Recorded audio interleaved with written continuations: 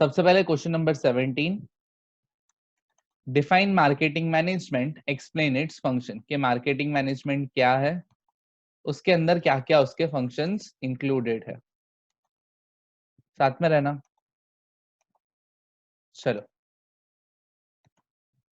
In a broad sense marketing management is the activity of providing goods and services from producer to consumer.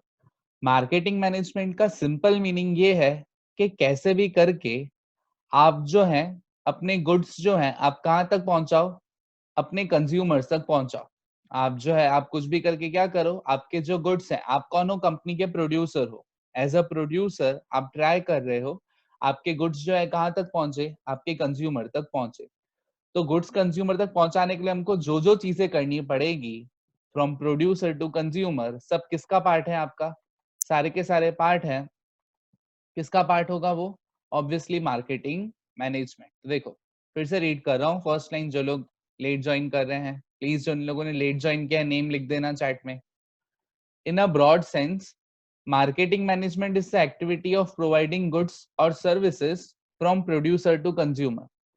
के producer से goods कहां तक जा रहे हैं, कंज्यूमर तक जा रहे हैं, उसके अंदर जो भी एक्टिविटी है सब किसका पार्ट है, मार्केटिंग मैनेजमेंट का पार्ट है। कि मैंने गुड्स बना तो दिए हैं, गुड्स बनाना किसके अंदर आएगा, प्रोडक्शन। लेकिन गुड्स बनाने के बाद मेरे से लेके गुड्स कंज्यूमर तक जाए, वो कैसे जाएंगे, ध्यान से सुनना। एज अ प्रोड्यूसर मैं कब लोगों को कन्विंस कर पाऊंगा कि आप मेरा प्रोडक्ट खरीदो, जब मैं उसकी एडवर्टीजमेंट करूंगा, जब उसके बारे में मैं क्या करूंगा, मार्केट में इंफॉर्मेशन पहुंचाऊंगा। तो देखो okay, marketing management includes, marketing management में क्या आएगा, exchange of goods with money. कि जब हम लोग कंज्यूमर को गुड्स देंगे तब क्या होगा, सामने वो पैसे देगा। Market research, market research, distributive method, sales promotion, storage, insurance etcetera. फिर से मैं रिपीट कर रहा हूं, सबसे इंपॉर्टेंट लाइन आपकी ये है, प्रोड्यूसर से लेके कंज्यूमर तक गुड्स बेचना वो सब मार्केटिंग के अंदर आता है। ध्यान से सुनना।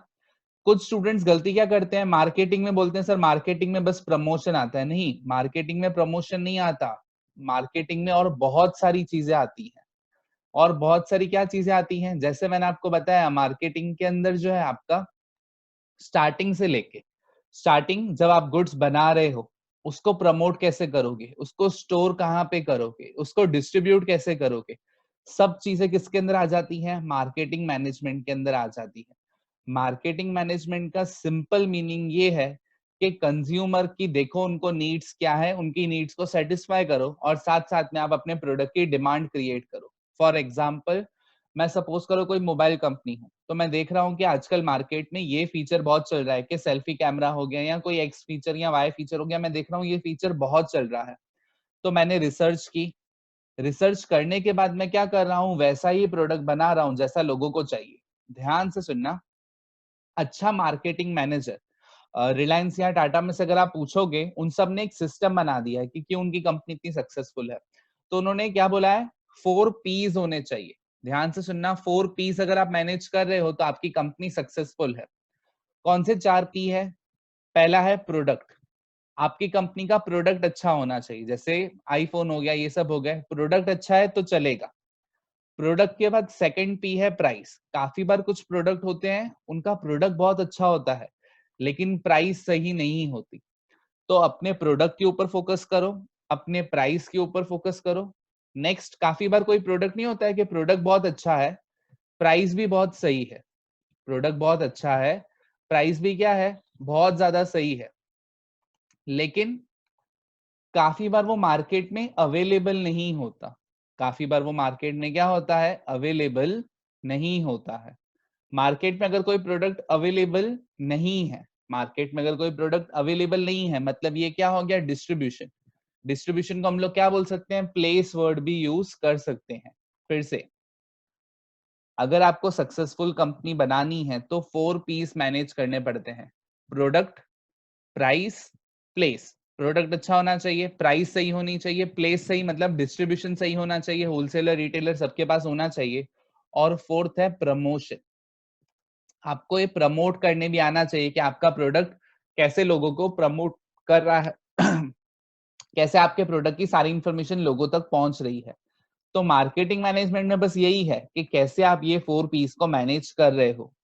प्लीज साथ में रहना मेरे, आगे बहुत इन डेप्थ में हम लोग मार्केटिंग मैनेजमेंट को डिस्कस करने वाले हैं, बिकॉज वो हमारा चैप्टर नंबर 10-11 में आने वाला है। क्लियर? बट अभी हम लोग जितना चैप्टर 1 में दिया उसको ब्रीफ में एक बार देख लेते हैं। Marketing management is such a process which decides the necessity of customer. जैसे मैंने कहा ना कि आपको पहले मार्केट में रिसर्च करना होगा कि कौन सा प्रोडक्ट कस्टमर को चाहिए, वैसा ही प्रोडक्ट बनाओ, उनकी डिमांड सेटिस्फाई करो और अपनी डिमांड क्रिएट करो। कस्टमर को जो चाहिए उनकी नीड्स है, आप सेटिस्फाई करो और फिर अपने डिमांड क्रिएट करो। कि आईफोन बेस्ट एग्जांपल ले लो ना, आईफोन ही है जो क्या कर रहा है, हमेशा लोगों के बारे में सोचता है कि उसके कस्टमर को चाहिए क्या। एक टाइम था जब सबको स्मॉल स्क्रीन चाहिए थी, आईफोन पहला था जिसने क्या किया था, स्क्रीन स्मॉल करता गया। धीरे धीरे स्क्रीन बिग डिमांड होने लग गई, जब सब लोग है ना मोबाइल के अंदर है ना यूट्यूब ये सब देखने लग गए, वीडियोस देखने लग गए, तो स्क्रीन की साइज बड़ी होने लग गई। वायरलेस ईयरफोन्स उसने क्या किए थे, इंट्रोड्यूस किए थे। तो आपको देखना होगा कि कस्टमर की नेसेसिटी क्या है, उसकी डिमांड या उसकी नीड्स कैसे सेटिस्फाई कर सकते हो, वैसे अपनी डिमांड बढ़ानी है। तो कस्टमर की नेसेसिटी, उसकी नीड्स देखो, उनकी नीड्स को हमको सेटिस्फाई करना है और उस हिसाब से हम लोग क्या करेंगे, मार्केट में डिमांड क्रिएट करेंगे। It gives importance to optimum utilisation of resources and profitability. अगर आपने ये 4 पीस मैनेज कर दिए तो ऑटोमेटिकली क्या होगा, आपकी जो कंपनी है वो सक्सेसफुल होगी, रिसोर्सेज ज्यादा होंगे, आपका प्रॉफिट ज्यादा होगा। फिर से रिपीट कर रहा हूँ, 1 मार्क में बार बार पूछते हैं 4 पीस। कौन से 4 पीस हैं? Product, price, place, promotion. Product, price, place और प्रमोशन। तो देखो main elements of goods and services, main elements में गुड्स एंड सर्विसेज मतलब प्रोडक्ट, फिजिकल डिस्ट्रीब्यूशन मतलब प्लेस, प्राइस पॉलिसी मतलब आपका प्राइस, और last increase in sales packaging, ये सब किसके अंदर आ गया, प्रमोशन के अंदर आ गया। क्लियर? अगर एलिमेंट्स में आपको ये नहीं लिखना है, आप 4 पीस लिख सकते हो, product, price, place, promotion. Okay, functions, functions हमने डिस्कस कर दिए, बट एक बार फिर से देखते हैं। आपका प्रोडक्ट अच्छा कैसे होगा, the decision regarding development of new product और एग्जिस्टिंग प्रोडक्ट, कि जब भी आप न्यू प्रोडक्ट या एग्जिस्टिंग प्रोडक्ट के बारे में सोच रहे हो तो आपको सब सोच समझ के डिसाइड करना होगा। प्रोडक्ट का अपीयरेंस क्या होगा, कलर क्या होगा, size, shape, weight, print, packing, सब चीजें मैटर करती हैं। जैसे मैंने आपको काफी बार कहा हुआ है, एक सेकंड, चैट में भी प्लीज थोड़ी देर के डाउट नहीं पूछना, बाद में मेरे से पूछना। हाँ, ध्यान से सुनना। चिप्स, चिप्स का एग्जांपल आप लोग लेके देखो, कौन सी चिप्स हैं जो मार्केट में ज्यादा चलती हैं। आप कोई भी सोचो, आप दिमाग में कोई भी चिप्स के बारे में सोचो जो आपको पसंद हो, है ना, भले वो पॉसिबल है लेस की हो, बालाजी की हो, जो भी हो। उसका कलर सोचो, जो भी चिप्स चलती हैं ज्यादा उन सबका कलर क्या होगा, ब्राइट कलर होगा। उन सबका कलर कोई भी सोचो वो ब्राइट कलर होगा, या तो ग्रीन, या तो ब्लू, या तो रेड, या तो येलो। समझ में आ रहा है? उसका रीजन क्या है, वो जानबूझ के पैकिंग ऐसी क्यों करते हैं चिप्स की, बालाजी हो या लेस कंपनी हो या कोई भी XYZ कंपनी हो। चिप्स की पैकिंग, अपीयरेंस, कलर उस शेप में इस वजह से होता है बिकॉज ये ह्यूमन साइकोलॉजी है। ह्यूमन साइकोलॉजी क्या है कि अगर हम लोग प्रोडक्ट जो है खाने की चीज उसको हम लोग ब्राइट कलर देंगे तो लोग ज्यादा बाय करते हैं। लोग सोचते हैं कि ये फ्रेश है, ये खराब नहीं है। लेस कंपनी ने ब्लैक कलर के भी निकाले थे, ब्राउन कलर के भी पैकेट्स में निकाले थे, जो काफी हद तक अनसक्सेसफुल रहे थे। आ रहा है समझ में? तो आपको ये सब ध्यान देना पड़ेगा, कभी भी आप प्रोडक्ट डिसाइड करो आपको प्रोडक्ट का कलर सोचना पड़ेगा। अगर आपने कलर सही नहीं सोचा, पॉसिबल आपका प्रोडक्ट क्या हो, सक्सेसफुल नहीं हो। साइज सोचनी पड़ेगी, शेप, वेट, प्रिंट, पैकेजिंग। काफी सारे प्रोडक्ट अपने पैकेजिंग की वजह से चलते हैं। काफी सारे प्रोडक्ट हैं जो सिर्फ और सिर्फ किस वजह से चलते हैं, पैकेजिंग की वजह से, कि उनकी पैकिंग बहुत अच्छी है कि लोग देख के ही उसको बाय करना चाहते हैं। बेस्ट में बेस्ट एग्जांपल, वो सेलिब्रेशन का पैकेट नहीं आता है, वो आप नॉर्मली वो चॉकलेट्स बाय करने जाओ ऐसे ही वो भी चलेगा, लेकिन उसकी पैकिंग ही ऐसी है सेलिब्रेशन की कि लोग उसकी सिर्फ और सिर्फ उसकी पैकिंग की वजह से लोग क्या करते हैं, उस प्रोडक्ट को बाय करते हैं। काफी बार गारंटी ऑफ वर्क, के वर्क की गारंटी क्या है, जैसे अगर मैं लैपटॉप बाय करने जाऊंगा तो मैं देखूंगा कि ठीक है डेल कंपनी इतने इयर्स की वारंटी दे रही है, लेनोवो इतने टाइम पीरियड की क्या कर रही है, वारंटी दे रही है। तो गारंटी वारंटी भी आपको अपने प्रोडक्ट के बारे में सोचनी होगी। आफ्टर सेल सर्विसेज, कि आज के टाइम में लोग एसी बाय करते टाइम ज्यादा क्या देखते हैं कि आफ्टर सेल सर्विस, कि सामने वाला पर्सन आफ्टर सेल सर्विस देगा कि नहीं देगा, वैरायटी है कि नहीं है। तो प्रोडक्ट डिसाइड करना इतना इजी नहीं है, हर चीज को बहुत ही सोच समझ के आपको क्या करना होगा, डिसीजन लेना पड़ेगा। अपीयरेंस, कलर, साइज, सब चीजें परफेक्ट होगी तो ही आपका प्रोडक्ट क्या होगा, सक्सेसफुल होगा। ओके, अब हमारा प्रोडक्ट हमने डिसाइड कर दिया, उसको हमने परफेक्ट बना दिया।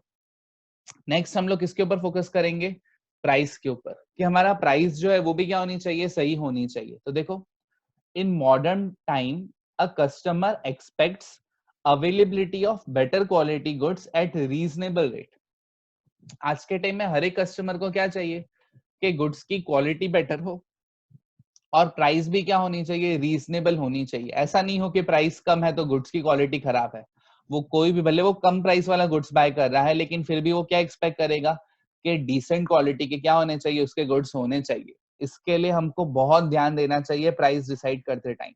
जैसे मैंने कहा, सब लोग हाई प्राइस नहीं रख सकते। जब तक मार्केट में आपकी गुडविल नहीं है, आप ज्यादा प्राइस चार्ज नहीं कर सकते।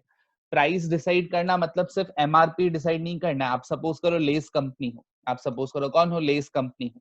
आप होलसेलर्स को दे रहे हो, होलसेलर रिटेलर को दे रहा है, रिटेलर किसको दे रहा है, कस्टमर को दे रहा है। अब आपने एमआरपी डिसाइड की कि ठीक है हमारी एक चिप्स की पैकेट कितनी होगी, 20 रुपीज की होगी। आप होलसेलर और रिटेलर की प्राइस आप डिसाइड नहीं कर रहे हो, आपने कहा आप दोनों खुद से डिसाइड कर लो। तो होलसेलर क्या कर रहा है, आपसे 15 रुपए में खरीद रहा है, आपसे 15 रुपए में खरीद रहा है, और 19 रुपए में किसको बेच रहा है, रिटेलर। और 19 रुपए में रिटेलर खरीद के 20 रुपए में किसको बेच रहा है, कस्टमर। सब प्लीज मेरे साथ में रहना, ये थोड़ा सा इंपॉर्टेंट एग्जाम्पल है। फिर से, आप लेस कंपनी हो, आपने सिर्फ एमआरपी डिसाइड की कि ये चिप्स मार्केट में 20 रुपए में सेल होगी। आपने होलसेलर रिटेलर की प्राइस डिसाइड नहीं की, आपने कहा आप अपने में देख लो। आपने 15 रुपए में होलसेलर को बेचा, होलसेलर ने 19 रुपए में किसको बेचा, रिटेलर को। और रिटेलर 19 रुपए की चीज खरीद के 20 रुपए में किसको बेच रहा है, कस्टमर को। यानी रिटेलर जो है वो सिर्फ 1 रुपया प्रॉफिट कमा रहा है। अब ये आपकी कंपनी ने किया, मैं कौन हूँ, बालाजी हूँ, आप लोग कौन हो, लेस हो। तो आपने ये सिस्टम बना दिया, आप खाली 20 रुपए बता रहे हो, बाकी सब वो लोग देख रहे हैं। अब मैं कौन हूँ, बालाजी हूँ, मेरा भी प्रोडक्ट सपोज करो कितने का है, 20 रुपए का है। लेकिन मैंने क्या कहा, होलसेलर को कहा कि भाई देखो रिटेलर को कंपलसरी 18 रुपए में बेचना है, इससे कम में या इससे ज्यादा में तू बेच सकता नहीं है, तेरे को 18 में ही बेचना है। मैं तेरे को 15 में दूंगा और तू रिटेलर को 18 में देगा। ये मैंने डिसाइड किया। और मैं क्या कर रहा हूं, मैं जाके लालच दे रहा हूं हर एक रिटेलर को कि तुम लेस का पैकेट बेचोगे 1 रुपया कमाओगे, बालाजी का पैकेट बेचोगे 2 रुपए कमाओगे। तो सबको बोलो बालाजी का क्या करे, प्रोडक्ट बाय। और ये जो मैंने आपको बताया ये रियल केस है।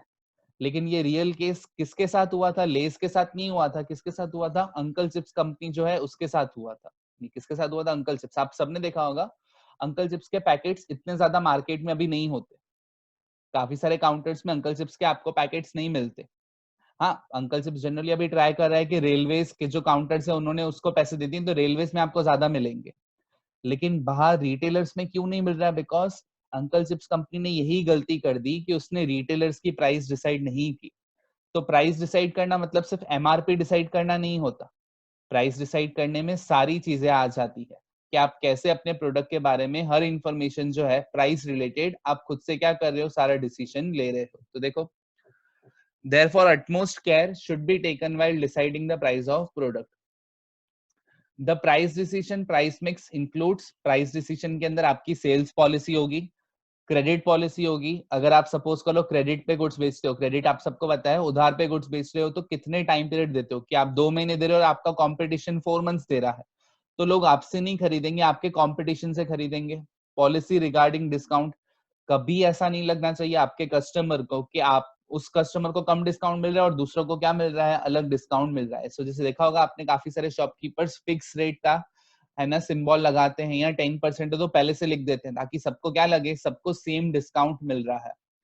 काफी सारी कंपनीज हैं जो डिस्काउंट देने के चक्कर में बंद हो गई। अगर आपको स्टडी करना हो, कुटॉन्स करके कंपनी थी, पहले बहुत चलती थी, लेकिन बिकॉज वो इतना ज्यादा क्या देने लग गई, डिस्काउंट देने लग गई, कि उसकी गुडविल ही खत्म हो गई। आज जाके गूगल पे सर्च करना कुटॉन्स के बारे में।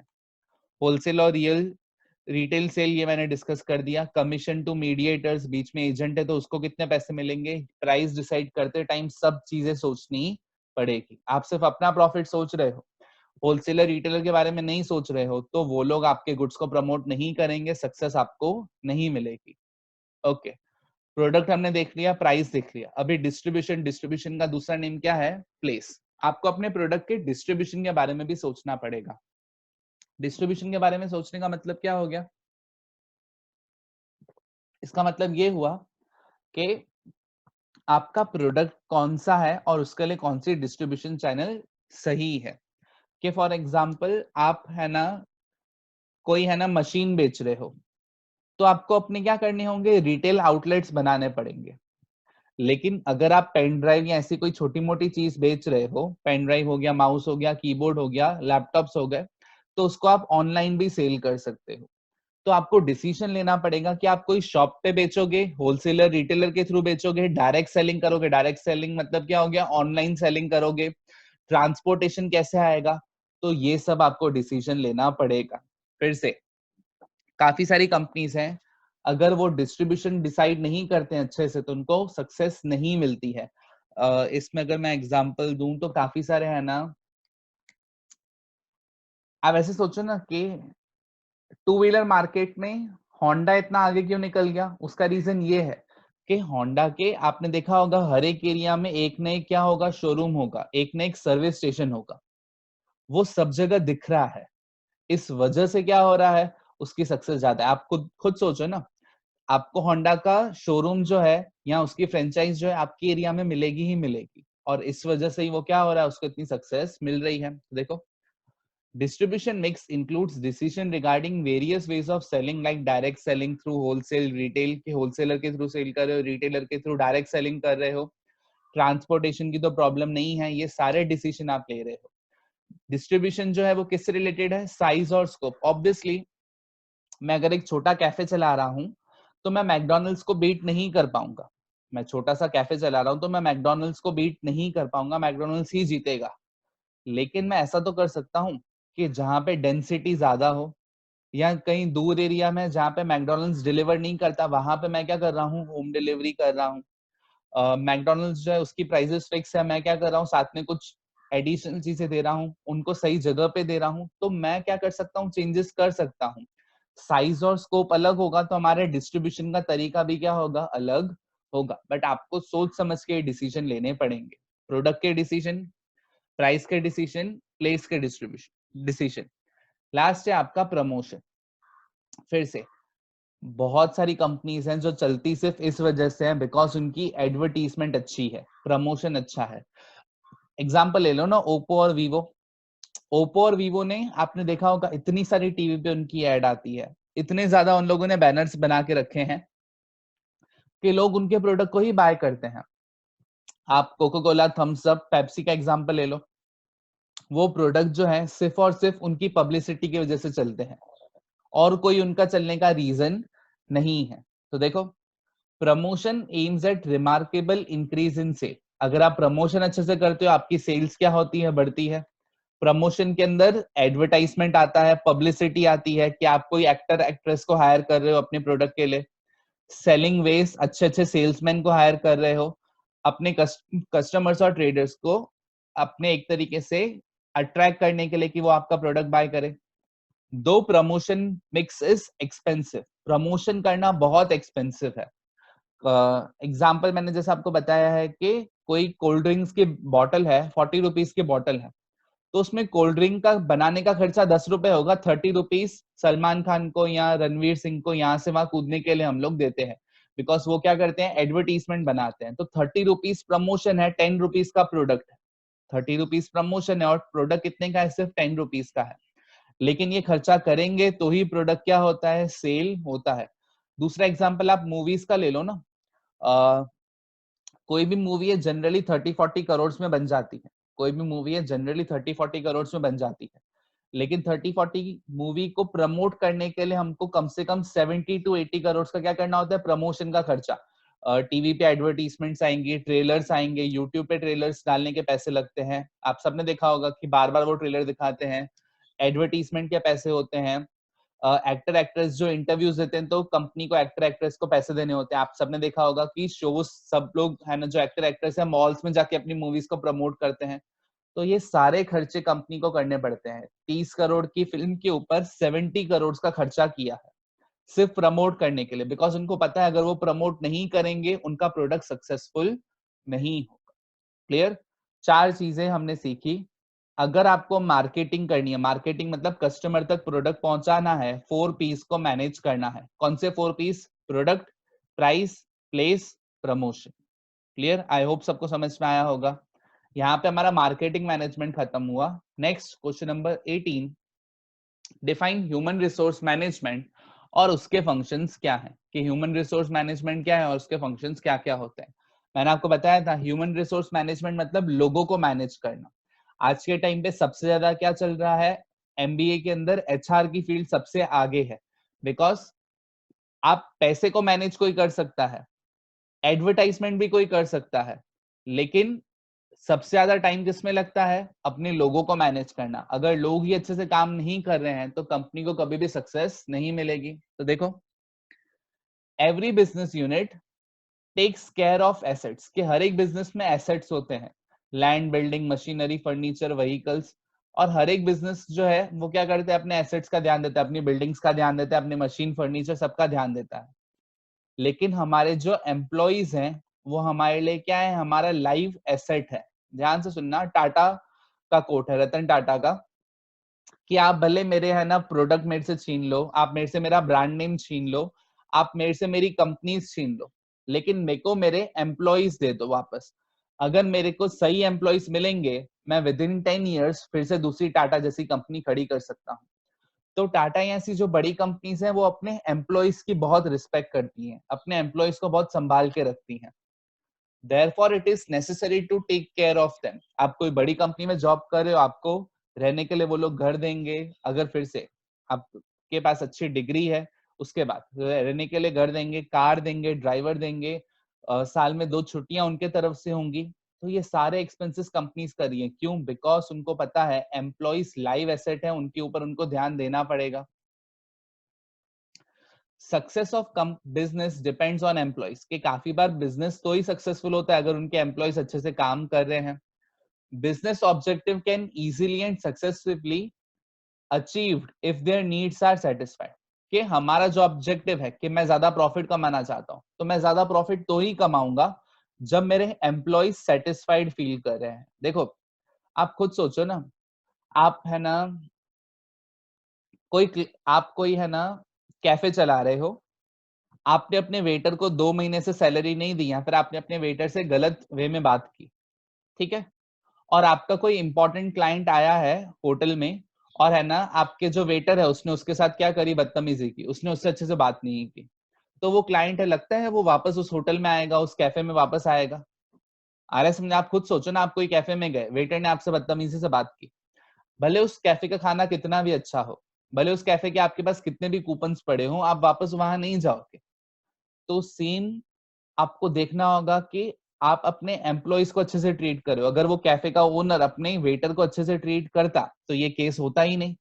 एम्प्लॉय सेटिस्फाइड होंगे तो ही वो कस्टमर से अच्छे से डील कर पाएंगे। देखो, अंबानी खुद तो करने वाला है नहीं डील कस्टमर्स को, कस्टमर से डील कौन करेगा? उसके एम्प्लॉइज। तो उसकी जिम्मेदारी ये है कि वो अपने एम्प्लॉइज को सेटिस्फाई रखे, ताकि उसके एम्प्लॉइज जो है उसके कस्टमर्स को सेटिस्फाई कर सके। Positive environment is provided and proper care is taken। Okay, Reliance के एग्जांपल से मैं बता रहा हूँ कि नीता अंबानी का एक कोट है। नीता अंबानी का कोट क्या है कि वो ट्राई करती है कि वो अपने सिर्फ एम्प्लॉइज को मैनेज कर सके। वो ट्राई करती है वो किसको मैनेज कर सके? अपने एम्प्लॉइज को। वो क्या बोलती है कि भाई, जैसे वो एक हॉस्पिटल रन करती है, तो वो क्या बोलती है, मैं सिर्फ अपने डॉक्टर्स की नीड्स को देखती हूँ, कि डॉक्टर को जो जो चाहिए मैं वो प्रोवाइड करती हूँ, फिर बाकी हॉस्पिटल को मेरे को देखने की जरूरत नहीं है, डॉक्टर सारी की सारी चीजें खुद से हैंडल करते हैं। तो कोड क्या है? You just manage your employees, you just manage your employees, your employees will manage rest of all for you. आप बस अपने एम्प्लॉइज का ध्यान दो, आपके एम्प्लॉइज बाकी आपके बिजनेस की हर चीज को वो क्या करेंगे? ध्यान दे देंगे। देखो meaning, human resource management is the process which takes into consideration कि ह्यूमन रिसोर्स में क्या क्या आता है। प्रोफिशिएंसी मैंने वर्ड समझाया हुआ है, नहीं तो आप प्लीज गूगल कर देना। एम्प्लॉयज की नॉलेज क्या है, एम्प्लॉयज की इंटेलिजेंस क्या है, एम्प्लॉयज की लाइक डिसलाइक क्या है। कि कोई पर्सन होगा, उसको सपोज करो इस एरिया में काम करना पसंद नहीं है, तो आप कहीं और जगह उसको रख रहे हो। पर्सनालिटी डेवलपमेंट कैसे हो रही है लोगों की, necessity etcetera of employees, integrate them with business objective. ध्यान से सुनना, integrate them with business objective का मतलब क्या कि मैंने रिलायंस में जॉब है ना सपोज करो स्टार्ट की, मेरी इच्छा है कि मेरे को क्या मिलना चाहिए, ज्यादा प्रॉफिट, मेरे को ज्यादा सैलरी मिलनी चाहिए, मैं ज्यादा कमाऊं। तो मेरे बॉस ने क्या बोला, तू जितना ज्यादा बेचेगा उतना ज्यादा देखो क्या मिलेगा, ज्यादा सैलरी मिलेगी। उनका ऑब्जेक्टिव है प्रॉफिट, मेरा ऑब्जेक्टिव है सैलरी, तो उसने मेरे बॉस ने दोनों को लिंक कर दिया। यूनिट ज्यादा बिकेंगे तो वो लोग भी ज्यादा कमाएंगे और मेरे को भी क्या मिलेगी, ज्यादा सैलरी मिलेगी। And channelise the business towards path of success and profitability, कि बिजनेस में सक्सेस भी हो और बिजनेस में प्रॉफिट भी ज्यादा। अब ये इसमें काम क्या क्या करना पड़ेगा, जो कल मेरे से पूछ रहे थे कि सर एचआर में हमको क्या क्या करना पड़ता है। तो देखो, एचआर में सबसे पहले आपका काम होता है सिलेक्शन। अगर आप किसी बड़ी कंपनी के एचआर मैनेजर हो, आप सबने याद है थ्री इडियट्स मेरे ख्याल से देखी होगी, तो थ्री इडियट्स में 3 पर्सन है, वो राजू रस्तोगी जो है उसका इंटरव्यू ले रहे हैं। तो जो इंटरव्यू ले रहे हैं वो कौन होगा, एचआर वाले पर्सन होंगे। तो जो एचआर डिपार्टमेंट वाले होते हैं वो इंटरव्यू कंडक्ट करते हैं।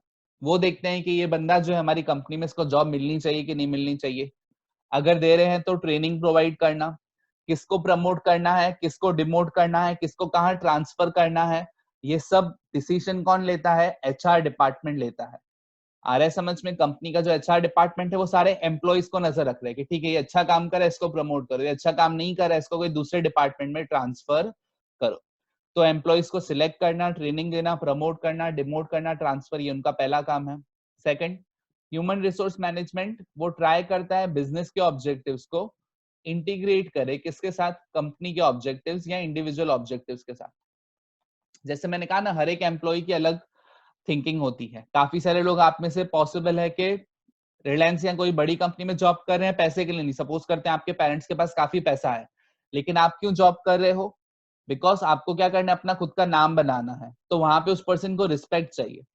तो हर एक का ऑब्जेक्टिव अलग है, किसी को पैसे ज्यादा चाहिए, किसी को रिस्पेक्ट चाहिए, किसी को काम सीखना है। पॉसिबल है कि कोई पर्सन है, कोई इवेंट मैनेजमेंट कंपनी में ज्वाइन कर रहा है, क्यों ज्वाइन कर रहा है, बिकॉज उनको काम सीखना है, उसको 2 या 3 साल के बाद खुद की अपनी इवेंट मैनेजमेंट कंपनी शुरू करनी है। तो हर एक का ऑब्जेक्टिव अलग है, कैसे हर एक इंडिविजुअल ऑब्जेक्टिव्स को हम लोग इंटीग्रेट करें, किसके साथ, बिजनेस ऑब्जेक्टिव के साथ। इंटीग्रेट करना मतलब ज्वाइन करना। Basic function of human resource management क्या है, मैनेज द एम्प्लॉयज। क्या आपका सबसे इंपॉर्टेंट काम ये है कि कोई भी एम्प्लॉय डिससेटिस्फाइड होना नहीं चाहिए, हर एक एम्प्लॉय क्या होना चाहिए, कंपनी से हैप्पी होना चाहिए। It provides proper training and दस डेवलप, के अगर कोई एम्प्लॉय है उसको काम करने नहीं आ रहा है या न्यू एम्प्लॉय है, तो एचआर डिपार्टमेंट उसको ट्रेनिंग देता है कि भाई ये काम ऐसे करते हैं, ये काम ऐसे करते हैं। तो ट्रेनिंग की जिम्मेदारी भी किसकी है, एचआर की है। ये मैंने डिस्कस कर दिया है। सेकंड लास्ट पॉइंट आपका, human resource management evaluates performance of employees. हर साल एचआर वाला जो है वो क्या करता है, परफॉर्मेंस इवेल्युएट करता है कि इसने पिछले साल में कैसा काम किया। उसके बेस पे वो डिसाइड करता है कि इसको हम लोग प्रमोट करें या यहीं पे रहने दें, या इसको ट्रेनिंग दें, या डिमोट करें, या इसको ऑर्गेनाइजेशन से निकाल दें।